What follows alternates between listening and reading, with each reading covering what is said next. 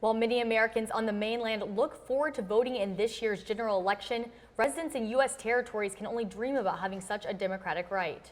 NCC News reporter Nicole Acevedo explains how this limitation in voting rights comes into play in the 2016 race. Many Puerto Rican voters in the island tend to participate in presidential primaries because it's the only chance they get to voice their opinion on who gets to be their commander-in-chief. And even with this year's low voter turnout, these Puerto Ricans managed to make a difference on Marco Rubio's campaign.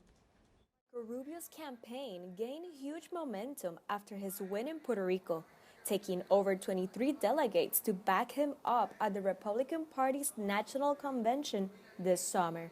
But voter turnout was significantly lower this year. Puerto Rico has one of the highest voter turnout rates in the Western Hemisphere, so this is not typical of the island.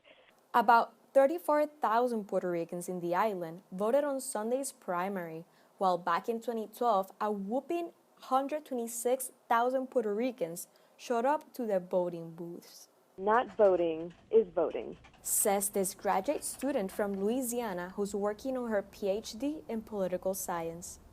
If you sit home, you're making a choice, and you are voting by abstaining, and I think they should consider that and think about what happens if you let other people speak for you. And I would encourage people not to do that, even if they're not participating in the general. It sends a message.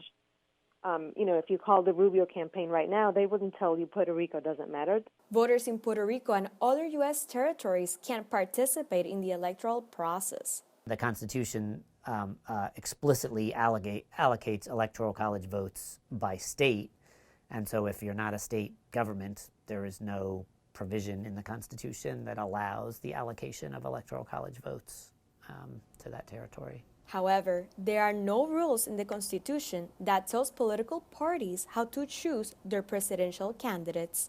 The parties have voluntarily made a decision to allow those folks to vote in the primary elections. As explained by Professor Keck, U.S. territory residents are allowed to vote in primaries because political parties made that decision, and they don't get to vote in general elections because the American Constitution excludes U.S. territories from the electoral process.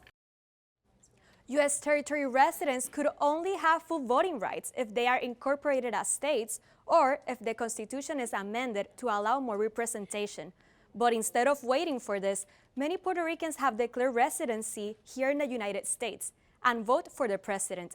But by doing this, they give up their right to participate in Puerto Rico's election. Back to you, Catherine and Breton.